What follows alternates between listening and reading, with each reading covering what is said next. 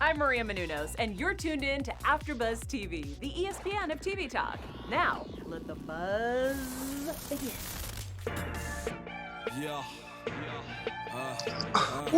We got sounds of Mac Lish means it's only one thing. It's now time for that Wednesday night delight. Hello everyone, my name is Boyce. You're listening to the NXT After Show. NXT days before WrestleMania. This is part one of a two-part special known as Takeover, not Tampa, because it comes to you live from the Performance Center. We're going through all the matches today because a lot of things happen on tonight's card. But before we do, let's introduce our all-star panel. Introducing first, Sheik is a correspondent with Championship Wrestling from Arizona and is Emmy nominated. Give it up for Emily May. Hi, everyone. I hope everyone's doing well in their homes, staying safe, and enjoying all the wrestling. I saw you this week on Zoe's playlist after show on AfterBuzz TV. It's pretty solid. Yeah, it's amazing. I cover it every Sunday. It's awesome, and we also have had a women's wrestling show weekly today as well. So you're just hustling. We're just so much content out there. So this guy is the CEO of his own news media outlet. I mean, you talk about interviews and podcasts and video clips, realtalker.com. Give it up for Chicago's own Jim Alexander. That's right. It's all there. It's all coming. I'm getting text messages. I'm getting messages. I'm distracted, but I'm still delivering a show. Oh, is it your agent? Why they call you now? What's the? I know. Listen, there's a lot of girls in quarantine right now. Okay, they need someone to talk to. So I'm right here. Is that what you call your for agent? everyone. Keep it PG. Keep it PG. Yeah, girls in quarantine sounds like a bad rock band, but that sounds like an E or Bravo show. This show has never been PG. You're in the wrong show then. Oh, it's always rated JKO. Oh, okay, give it up for JKO. So NXT Takeover, no longer Tampa. For night number one, I guess we got a pay-per-view commentary team. Sam Roberts on commentary. I'm not going to, you know what? I'm going to be positive. But Sam Roberts was in the building, and that's all I'm going to say. Emily May, first with you. Thoughts about the night overall? Thoughts? Overall, I loved it. I think, they're NXT and like WWE are dealing with a situation they've never dealt with before. They're having their takeover matches split up between a few days, a few weeks. And I feel like it was fantastic tonight. I felt like it was like a mini takeover. The wrestlers really got to focus on what was happening, on what was important, and it got me really excited for this weekend, and it got me really excited for next week as well. Why was Sam Roberts there? Jim Alexander thoughts about well, I could talk about Sam Roberts too. I thought he did a good job. Jim Alexander's answering this when he had your turn. Jim Alexander? I don't know why he was there. He must have been the only one near that whole Tampa area, wherever. Well, this is Full Sail, right? So no, Performance Center, I think, isn't it? No, I think it was Full Sail tonight. No, tonight was Full Sail. Tonight was Full Sail, man. They keep on getting shots of Full Sail. Yeah, that's why. Couldn't you see it look that much damn better? The ramp wasn't 3 inches long. It was actually a few feet wider. Not touching that one. Not touching that one. I like to. And in that case, it just looked better. I mean, so he might have been in the area. I don't know why. Hey, now we can at least say that he can't cut it in commentary, right? Maybe he's just bearable enough on actual, at a pre-show or something, but on commentary, it doesn't go over. He doesn't have the energy for it or anything like that. Not even his whole gimmick and all that, but just the energy was off with him. So I would kind of disagree with you guys there, just because I liked the different flavor tonight. It brought you're dealing with a different energy right now because you're doing an empty arena. You don't have tons of people. So it's going to be a different energy. And I liked his color commentary a lot. I feel like he wasn't as negative as he usually is when he does pre-shows. And I feel like he still highlighted the right aspect of what was happening in the ring. Well, I'm a company guy with AfterBuzz TV, so I won't go too much deeper than that. But it was a surprise. I'm not sure if it was a pleasant one. But the first match of the evening was... I'll tell it as it is. I'll bury if needed. So there you go. I always tell the truth. Guy with a perm? All right. So listen, I don't lie to my fans, okay? You have fans? No, but still. You know who doesn't have fans? Bobby Fish in his match against the Velveteen Dream. I guess the Velveteen Dream. Of course, we know what was going in. It looked like Velveteen had the momentum beating Robert Stone a couple weeks ago, but the match itself was pretty solid. And I thought it was pretty interesting that Sam Roberts called Bobby Fish the enforcer of the Undisputed Era. Jim Alexander, walk me through this. Talk about the match. I mean, it's fine. I'm just kind of ready for Velveteen to move on from all this. You know, it's just been kind of dragging, even though he's been off for a while. I just don't want him associated with it. He's beaten them. He's beaten Roderick. I mean, he needs to, if anyone, he should be wrestling Cole. You know, that's the only focus should be in there. Enough with the you know, cronies or whatever you want to call them, because they haven't stood out on their own. I don't just care. Probably drawing it out. It's drawing it out at this point. Just like give something better to Velveteen. You tease them with Adam Cole. That's what we should be seeing. We shouldn't be seeing him go backwards. Yeah, I mean, Velveteen Dream, you know, he always puts on a great display of athleticism.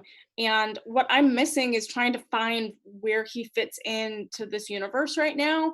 And I'm not sure. I like, Jim, you're right that I loved the tease with Adam Cole and Roderick Strong, and kind of having that kind of buildup of a possible feud. And like, I feel like he's just not placed in the right place right now, but he does always showcase his talent, and he's always great. And I always love watching him, but I'm trying to see where he's going to go next. I'll be honest with you, like, Bobby Fish is my favorite guy in that whole group, which is a very small island to be on. I know he's the guy that lost. Yeah, it's sinking. Okay, it's sinking.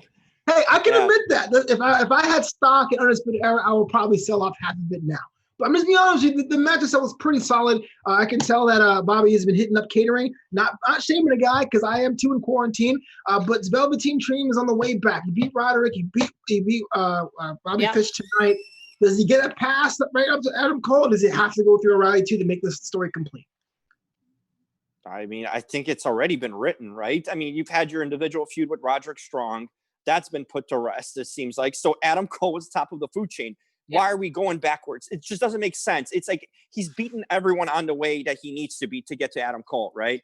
And why is he kind of going backwards or stalling this? It just feels like a roadblock that's unnecessary for whatever reason. The next time I want to see Velveteen Dream associated with them, he could have had a different match with someone else. But if you're telling me he's going to be feuding with anyone from Undisputed Era, it's got to be Adam Cole. You know, that's the match we want to see, and that's the match that should be seen. Got it. Emily May, moving on, we actually had a promo from Malcolm Bivens introducing Malcolm Bivens Enterprises. Now, I thought it was kind of interesting because Stokely Hathaway has been an independent darling for a long, long time. But as far as his term in WWE, he's kind of been a joke, specifically on the show The Bump, where they always tease he's going to be on every week and he's not going to be on every week. But in just a week's time, we're supposed to take him seriously, being the manager of this hot new tag team. Is it really a place for him to do that, or has fans, or the outside perspective, has already ruined the mystique of Malcolm Bivens? Well, I think when you're in that type of position, you have to find a way to insert yourself in whatever creative capacity, in whatever way that you can. And so if they're not quite ready to use him as, a main talent in NXT, then become a manager, then work on your promos, work on your kind of developing that creative outtake and kind of output, and just keep developing that. And maybe once this gets, I love the teaser tonight. I feel like it's he's learning to be really great on the mic, and it's building. Like they're putting little breadcrumbs out there, and I think it's a good place. If we have enough in-ring talent right now, then it's a great place for him to be, to kind of build this next tag team. Can I hold you to a prediction almost? So you have this tag team, which I haven't written the names, I apologize, going against the Broserweights, excuse me. Broserweights. Bro. Is it going to be some situations where you just give the titles to these guys and have them start off as a very serious tag team a la AOP? Or are these guys just being built up to be fed to Matt Riddle and Pete Dunne? They can't be fed. Are you kidding me? These are the guys. Huge. This guy's like, how tall is he? He's like 7 feet tall. I ask questions, man. I got questions for you. I love it. These guys have to go over. I mean, that's the thing. You kind of messed up with AOP, and part of it's due to them constantly getting injured. I mean, you can't book when these guys are always on the shelf. And then the Viking Raiders were supposed to have this sort of similar push. You have a third chance to do this right? Mm-hmm. So these guys need to take these titles off of them. They're over right now, completely over. They have Mystique going to them. I like the managerial content that we have. Yeah. I think it's a perfect use of all of them together, especially since these guys shouldn't be much of talkers. I don't think they should be booked as talkers. They should be booked kind of like, we talk about old bookings sometimes. These are classic guys from the late 80s, right? These big kind of, in like the head shrinkers in a sense, right? Or whatnot. But yeah, sure. Well, whatever, Indian head shrinkers, that's fine with me. And they're monsters. Okay, so let's take the titles off of Riddle and Dunn, and have Dunn actually turn on Riddle and start teasing that in some way, because that's where these storylines are going to kind of fall apart into their own places that they should be. I'm going to hold you to something, because you said they're getting over. I mean, they've only appeared on empty arena shows. How do you know they're over? They're over because right now we're talking about them, right? So that's over. They made talk about everything. To be honest with you, we have a whole list of things we're going to talk about. We talk to everybody. Yeah, I only talk about stuff that interests me. So that's one thing right there. They made a mark. It's not like they're feuding against, like, sometimes we get those local jobbers. They're going after a top guys. They're going after Riddle and Dunn. So it's like, if they're putting him in that spot against those two guys, that means they have confidence in him and they want to give him a proper debut and start. And I feel like they have. You're going after the tag team champions, you're in a good place. Yeah, but you have to also remember that I don't think they're going to take the titles right away. You have to build to it, and that's why they're putting these little promos out there. They're so slowly introducing them to the fans, and they have to do it. That's why they're doing a little bit before WrestleMania, and then once WrestleMania hits, it's going to be a whole new fresh start for a lot of the talent, and from there they can grow new and develop new storylines. And so I think it's going to be a little bit longer than what we think. But you don't have to do it. You don't have to do a long term. That's how you make Kevin Owens when he came on to Raw. Did he take a long turn? No, he beat Cena right away. That's how you establish. That's how you make an impact. When it's like, whoa, who is this guy? And he won from day one. Like, that's how you bring on stars onto a scene. Cena beat Kurt Angle, right, in his first match, and was fed to Angle. I mean, these are the ways to make a guy impact. You know what I mean? But that's what you need to do. Cena lost that match, but I get what you're saying. But whatever. I totally get he what came you're out saying. on top But in that sense. They also have to figure out who, because like right now they need to build the tag team division, and this is one way to do it. But they also need a different variety as well. So here's my problem with this. And if you're just watching NXT, it's not much of an issue. But if you're, say, a power fan or a super fan, and you watch The Bump every week, and The Bump, we're going back to like November, had this gag every week where Malcolm Bivens was always bumped. Hey, sorry, Malcolm Bivens, no time for your show. Hey, sorry, Malcolm Bivens tries hacking into The Bump one week. He shows up on the Kevin Owens episode and tries to have an interview via phone, and his face is on a cell phone on a chair. Like, to me, it's kind of a comical gimmick. And now you coming in and saying, this guy's a badass, here's my team. To me, it was a bit of a disconnect. It's like, well, what is Malcolm Bivens? We know who Stokely Hathaway is, but who's Malcolm Bivens? Who's watching The Bump that's watching NXT? I mean, we're talking about tiers of fans, right? A lot of the tiers just watch Raw. Some of them watch Raw and SmackDown. I'd say the hardcore ones watch NXT. But when you come to The Bump, that's a very different crowd. I mean, that's a lot of like. But it's got to be consistent, bro. Seth Rollins is Seth Rollins no matter where he goes. That's a digital crowd. That's a different crowd. Digital crowd versus on-air TV crowd is two different things. So you can get by with that. I mean, fine. The hardcores like you know, for example, Flobo will know that, right? But that in comparison to like the casual fan, that doesn't make an impact. We see him freshly on NXT. It's like, and he's with two behemoths. It's not like he's going out there cutting promos alone, right? He's already over because of those two guys. Got it. Emily, May, final thoughts on this? No, I'm just I'm interested to see. Sorry, that was my cat behind me. What's your cat's name? It's Batman. It's Batman. That's Figaro. She loves to be on conference calls. So Figaro, wow. The Figaro, like Pinocchio. Jack's cat was stolen. Yeah. So apologize for that. That's cool, man. Hey, man, that'll pop the ratings. We need more animals. I'll just, if you check my Instagram, you'll see all my cat photos. I got a cat here too. Really? Where? I'm just kidding. I gotta get all the pops we need.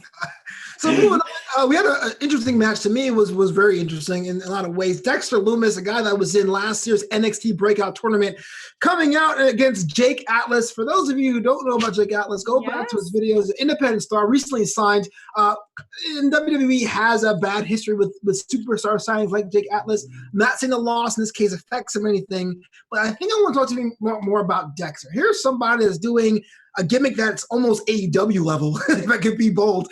But even though we've seen that he's supposed to be this intense player, do you think he's going to have a role here in NXT today, or is like the game is about to pass that gimmick by? Jim Alexander, I'm going to start with you. Oh, I love it. This is my second coming of Dominick, my boy, Double D. This is exactly what I thought when I saw my boy come out the first time. I see a star here because, like, right away I can see three different characters in him, right? Like, you have the insane kind of cycle that you tried to do with Lars Sullivan, in a sense, right? You have a little bit of that. You have the military kind of gimmick, right, too. Mm-hmm. And, well, you kind of have, like, the porn star look to him. So there's, like, three different things. Well, with the mustache and everything, a modern porn star army guy. Yes, that's what I mean. No, but the guy's got a psychotic look in his face. I thought he looked well in the ring. You know, I thought his style was fine. It kind of were like a brawler, bruiser in a sense. And I see potential. You see, when we talk about characters, I already see a character right away when he comes out, right? With the music, the Titantron, all that. Like, it's already, you're already you got a foundation for him. And he didn't disappoint in the ring. I'm interested in him. His eyes, his look, his demeanor. I'm curious about him. And that's already a great start for a guy when you're curious about him at first sight, in a sense, when he comes out and debuts. Just ask him out already, Emily May. Yeah. just go, like, send him a love letter already. I love your eyes, bro. Listen, man, that dude can do a lot. Okay, I'm curious. So, like, I get the military. Like, I was looking at him and trying to figure out what his style, what message, what kind of brand. I just told you 3 messages. I know, but everyone's different, Jim. Come on. So I get it. You can see the military vibe. You have, like, the green, and you have the tattoos, and, like, he's built very well. He has some great moves in the ring.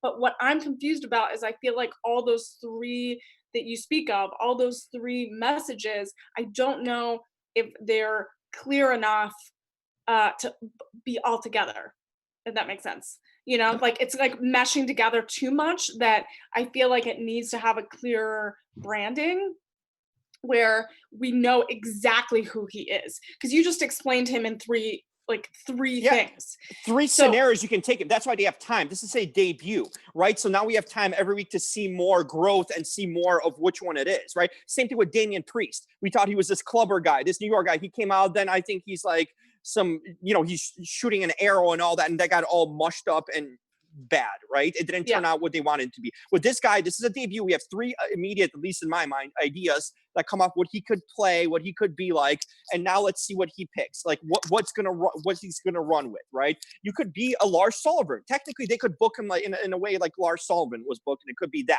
You know, the crazy eyes have something kind of a sign of what they want him to be, but we have time, right? There's a lot of options right now, but I hope they're gonna pick one and kind of develop him into it. It's a good point, because even though he's smaller than Lars, I would believe him more in that role. I'm not sure if it's still canon, but when he appeared last summer, he had like the giant apron, like he was a butcher. I'm not sure if like a serial killer kind of vibe. Yeah, he does kind of have that like serial killer vibe where he doesn't blink. Like on commentary, they were talking about his eyes are really kind of direct and it's kind of scary. So I think they just need to pick a direction, be really like diligent and strong about it, and then he can bring in his moves and have a distinct finisher, have a distinct style that will set you apart from everyone else. And that's hard when you're just debuting and just developing.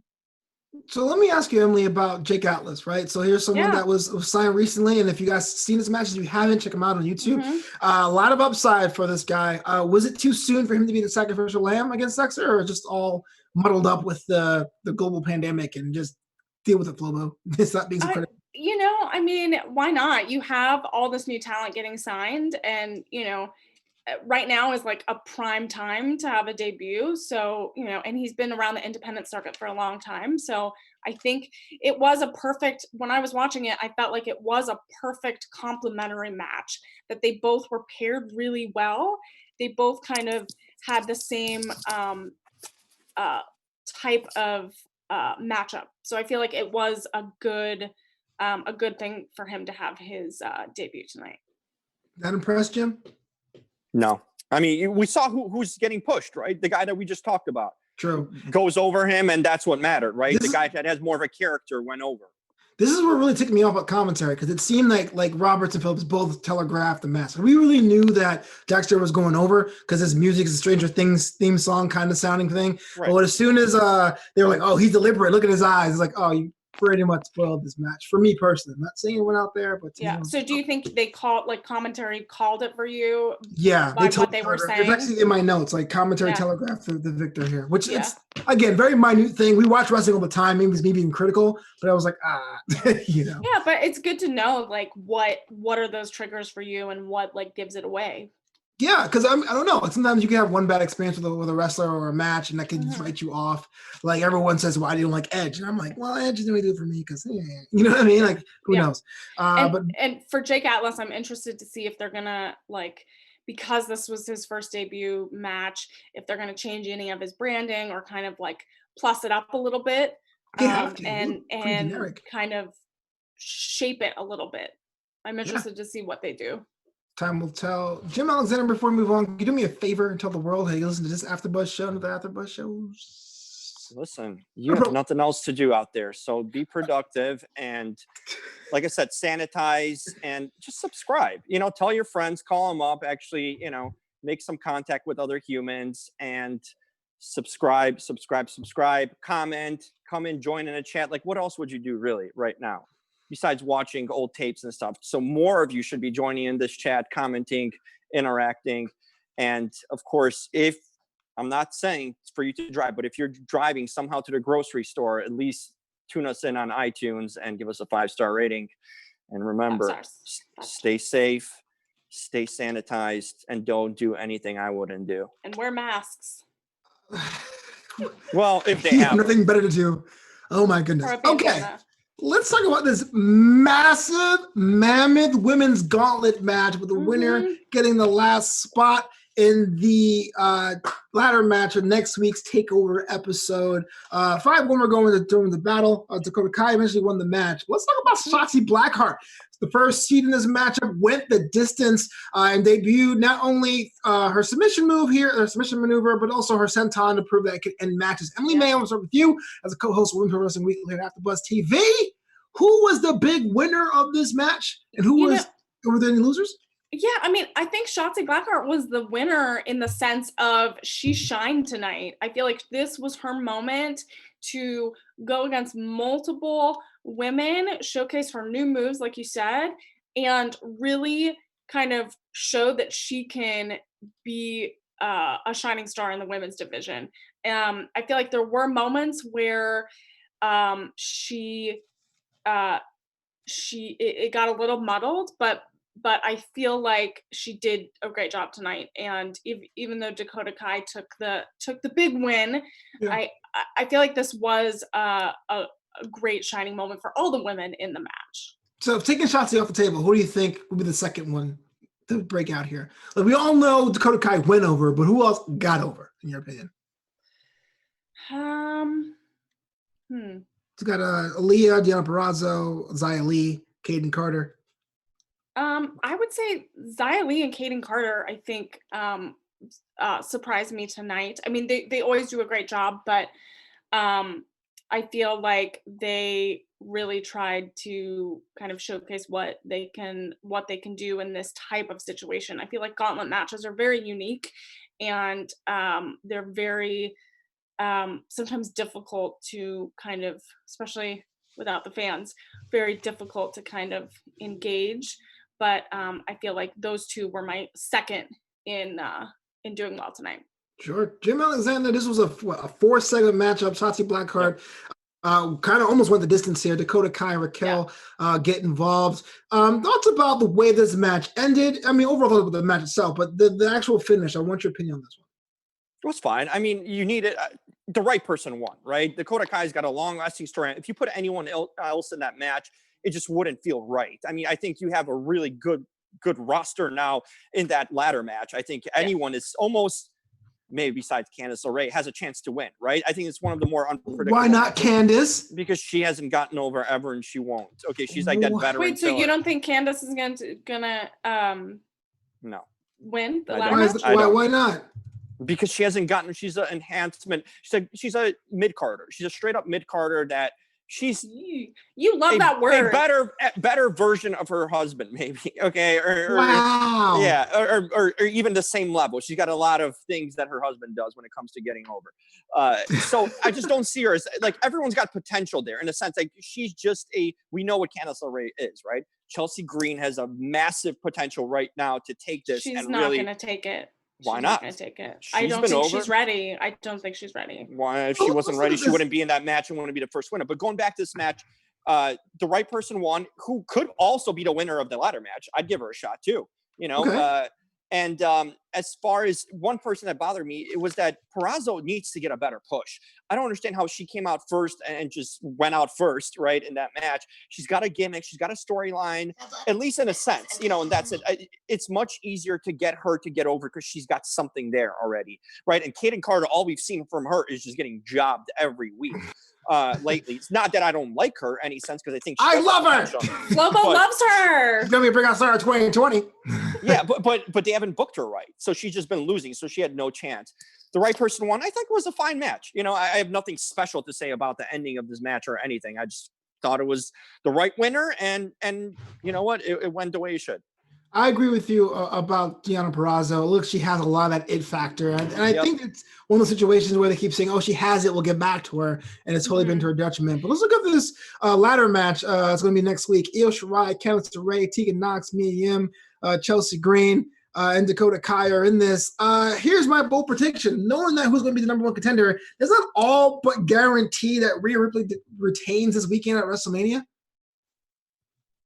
No, not at all. Do you want to see Charlotte versus Tegan Nox? Do you really want to see that match? Charlotte's not going to go to NXT. There's no way that's happening. She could win this match and drop the title. Basically be like, yeah, I proved my point. Like I said on Monday night, she can easily win this match and be like, I proved what I needed to prove. It's like her just proving a point, right? She doesn't need that title or want that title maybe. So she can win that match. As far as, does that diminish the title? Maybe it depends how it's booked. You know, that's the whole thing. But for me, Rhea Ripley, either whether she retains or not, look at the potential opponents. I think her versus Chelsea Green could be a really interesting program, especially, you know, having the promos. Chelsea doesn't even have to cut the promos. She's got a promo speaker right there for her. Her versus Tegan Nox, if you want to break up the Dakota Kai Tegan Nox thing, that could be interesting too. I mean, there's a lot of interesting potential here. And even Io, you know, versus Ripley would be interesting. There's options here. Melanie May? Yeah, I mean, it's going to get so complicated because there's so many matchups that you could possibly do. Right. And I know everyone keeps talking about, you know, Charlotte taking the championship away from Rhea Ripley. And I'm not sure. I'm torn between whether it's a good idea or not and what it will do to change like the DNA of NXT. I'm not sure. Yeah. I don't think Charlotte's actually the favorite here. I think I think it's one of the most unpredictable matches we got on a card. We can predict all the other ones, but when it comes to Charlotte, like we said, we don't really know what's going to happen. They have multiple options and scenarios here, you know? So I think that's the most unpredictable match at WrestleMania potentially. Jim, I love your opinions and insight, but now it's time for my second favorite segment ever. It's now time for King's Court. You don't get a drop. Sorry. Oh, hell. Jim Alexander. No drop. I don't agree with that. What? Nope. Listen. Just everyone, listen to Jim Alexander. He's the best. Thanks, Lana. My boy Rusev gave a shout out somewhere. And back to the King's Court. At King's Court, we are practicing isolated social distancing. So it's good. Everyone's feeling good. We have Liv Morgan right here. Lonely. Okay. We have Liv Morgan. Isn't Liv Morgan always on your list? She has to be. Flobo, I might do a tutorial how to land a Liv Morgan with you and how to get a Mandy Rose with you. Okay, boy, they're not scheduled. They're not scheduled for WrestleMania because they're scheduled for the King's Court. We're bringing in Peyton Royce. We called up Mackenzie Mitchell now that she's done with NXT tonight, filming and taping. Come on over. We have ABC Ashley, who I don't know where she's working now right now, but come on over. We have everyone. My boy Dominick is manning the door after this loss. Okay, we have everyone here in the King's Court. Lana, come over. Anyone who's not employed right now, Rusev, there's a job at the door. So come on over to King's Court. It's all going down here. You have to social distance, though. I can imagine. Zoom. Everyone has been checked. Okay, Lashley's not available right now because, you know, he might not be completely. We don't know the situation there. So we're taking precautions. All these women going like, what are we doing here? Why are we here? Listen, we have sanitizer. We have masks if needed. We have gloves if needed. Okay, everything is taken care of here. My sister's a nurse. Okay, we got the proper precautions and everything taken.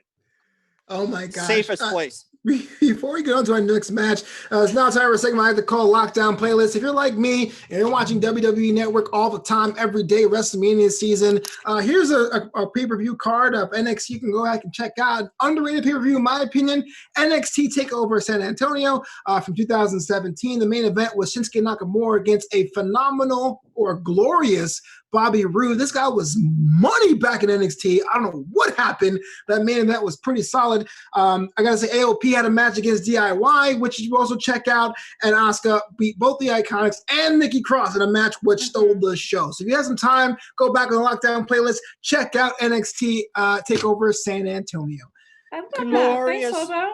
No problem. That was a good one. That was a good, glorious one. Those are good ones that I'm like, I got to go back and watch them. Yeah. Thanks for helping me putting it over. Let's talk about this match about two superstars that kind of found losing their way here in NXT. Kushida, which I forgot was on the roster, had a match against Joaquin Wilde, a guy I remember last time he won a match, in a match where Kushida went over. Now, Jim Alexander, I know you feel about Kushida being a guy that could have so much potential, so much more, but when the match started, did you really think he was going to win, or you thought it was actually Joaquin Wilde's time tonight? Oh, no. I knew Kushida was going to win. Joaquin Wilde is just almost a gimmick. He's just basically a gimmick. His best attributes are, he's good in the ring, but his entrance and his mask and all that, and then there's nothing left with him. So I don't buy into him. But Kushida, I knew he was going to win. But here's the problem. It's about Kushida here, because Kushida has not been what we expect him to be. He has not gotten to the level. Remember those whole signing poses with Triple H? We signed the biggest guy from Japan and all this hype that was there. It is completely flamed out. I just think the guy could be better. I just think it's lost cause almost at this point. We're entering territory of no return, where it's like we expect it. Unfortunately, a lot of the Asian wrestlers who come over to Japanese talent finds themselves in this place after a few months, and look at the history of NXT. Look at how many guys are already gone, that were hyped up. I just think it's really falling flat with Kushida. I didn't want to see it. I was hoping there'd be more, but even his entrance isn't going over anymore. I'm done with that. It's only got new music as well. Emily May, thoughts about the match and what happened after the match with Joaquin Wilde getting abducted? Yeah, so I love Kushida. I've loved him since I first saw him, and what I feel like I'm gonna say I agree with Jim, because I feel like he is getting. I know, right? He's getting lost. He's kind of getting lost in the shuffle, because he's so fantastic, and bringing that type of style of wrestling to NXT and to WWE is so important, to have a diverse style of wrestling, and that's so important. But it's getting lost. He's not having the right opponents in order to make him really shine. He's just having these miniature matches that just aren't I feel like aren't building to something bigger. Maybe it is, or maybe they need a more well-rounded story around it to build to, but I feel like he's getting lost. The abduction, I'm so sad it happened, I guess, but also excited. I'm sad and excited, because I think because who got kidnapped? Joaquin Wilde was like, I'm always losing. Joaquin Wilde, and then but a few weeks ago, I'm blanking. People are getting abducted. So people keep getting abducted, right? Yeah. They might do good for him. Hey, what's Joaquin Wilde got going on for him? At least there's some injury. Hey, what happened to Joaquin Wilde? At least there's some curiosity to him, there's right? curiosity, and it's are they building a new faction? What are they building to? And I'm excited to see where it's going, because I want to know what happens. And I want to know who's in charge and who's doing it. I was so scared. Mackenzie almost got, taken with Joaquin. Thankfully, it was only Joaquin, and Mackenzie still I can know, come to she the tried to save the King's day. Court. Just over it. Yeah. Well, here's the deal about Kushida. I feel like you're right. He needs a place, maybe a smaller pond. Hot take, I would send him over to England. I would send him over to UK. Nice. I think he'd Good. be Yeah, I like that. totally upside Yeah. there. He needs wins. He needs wins. Literally, that's what he needs right now is wins, okay, to get him back to kind of a level where we legitimize him again as someone that's an up-and-coming guy that should look out for, because he's gotten a lot of losses, especially against guys who are supposedly on his level in the mid-card or even higher that they put him against. Yeah. Poor guy, man. Because I like the whole time splitter thing, and you watch the Japanese matches and make him sound like he's a big event, not even a star, like an event. Like, oh, it's Kushida. And when he was tagging with Alex Shelley, it was like, oh, the time splitters are amazing. And here it's kind of like, oh, it's that guy.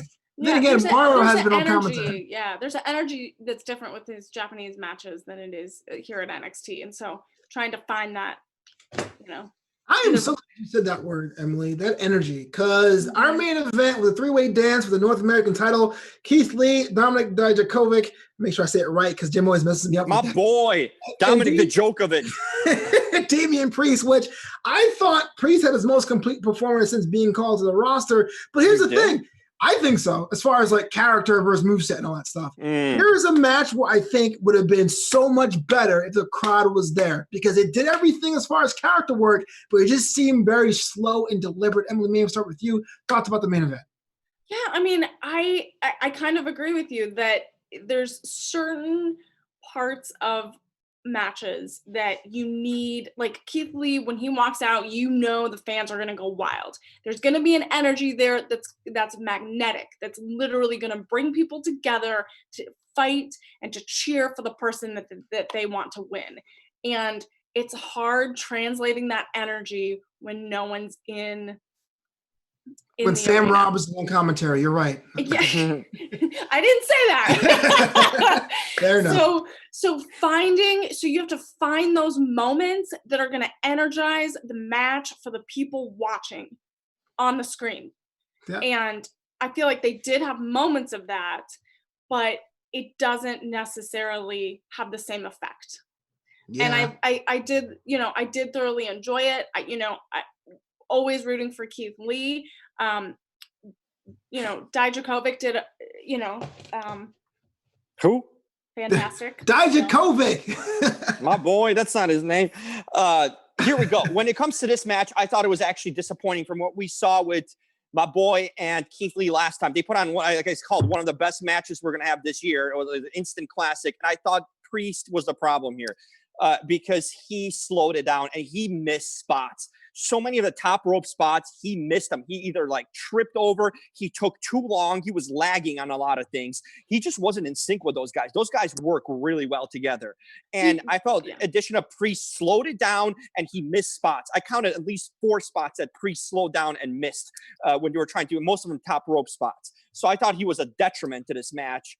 And it just, granted, listen, the crowd or not, of course they're going to have a better reaction with the crowd because these two guys can get a crowd going for sure. But I feel like if it was Dominick and Keith Lee solo, it would have been a better match with Priest. I just don't think he was able to catch on with them and kind of get their timing and flow because it just felt off for me the whole match. It was just not what I expected. Yeah, they did some really intricate moves at the top of the rope and with all 3 of them, right? And you have a lot of it that's very intricate that it did feel like they were still trying to navigate exactly what they were going to do before they did it.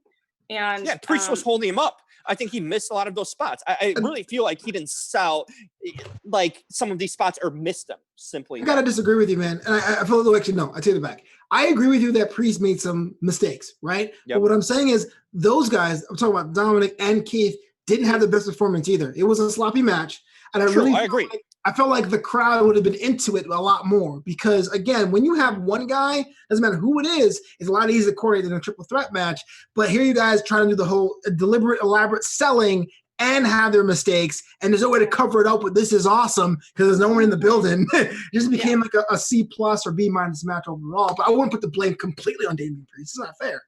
Yeah, I don't think it's one person. I think all 3 of them have to work together in order to kind of cover, like if they are having issues, to cover up the spaces that they might be like lagging, or that maybe they missed an aspect of it. Like it's all three of them that have, like, if you're selling for too long and not ready to hit your mark on the other side, then you need to like be aware of everything that's happening in the ring. And when you're not, and not in tune to that, it shows, especially when you're broadcasting. And a big problem here, actually, besides some of the missed spots and not being the quality that we expect from these guys, my boy should not be getting pinned. Let's talk real here. I agree. There's no way he should be. He lost. He got pinned cleanly last few times against Keith Lee. For him getting pinned, Damian Priest is nowhere near the level that my guy is, and the way they've been pushing him. Truth, and if he can hang with Keith Lee, supposedly it's like, inch by inch, right? They're so close and equal to each other. And for him to taking the fall every time, that's a bad look. It wasn't clean though. I mean, he got hit with a pole. Yeah, I know, but still, he should not be taking a loss, like getting pinned, 2 or 3 consecutive times by Keith Lee. Why is Damian Priest not getting? He hasn't established anything. He's still kind of floating around. Damian Priest should have taken this loss. I think that's the best possible scenario. If it was a clean loss, I'm with you. But the fact that Damian Priest got a weapon involved doesn't hurt Damian Priest. Dijakovic got sucker punched or sucker kneed or whatever. I think it's fine, or what have you. I don't think he should be getting pinned. My boy, Dominick Dijakovic. My boy, that's right. My boy, Dominick Dijakovic. All right, well, NXT TakeOver rolls on next week with that women's ladder match. I can't wait for that, because I guess it's no longer Tampa, but the logo is still a pirate. It's called Crossbones. But it's now time for us to get out of here. Jim Alexander, where can the world find you online?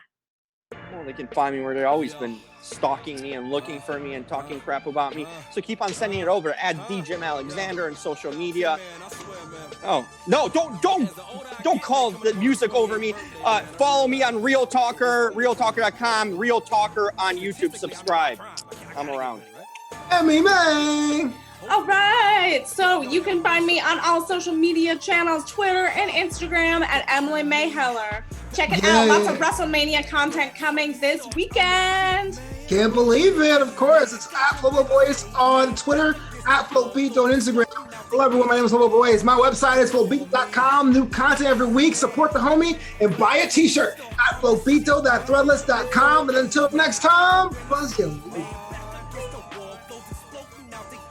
Our founder, Kevin Undergaro, and me, Maria Menounos, would like to thank you for tuning in to AfterBuzz TV. Remember, we're not just the first, we're the biggest in the world, and we're the only destination for all your favorite TV shows. Whatever you crave, we've got it. So go to AfterBuzzTV.com and check out our lineup. Buzz you later. The views expressed herein are those of the hosts only and do not necessarily reflect the views of AfterBuzz TV or its owners or principals.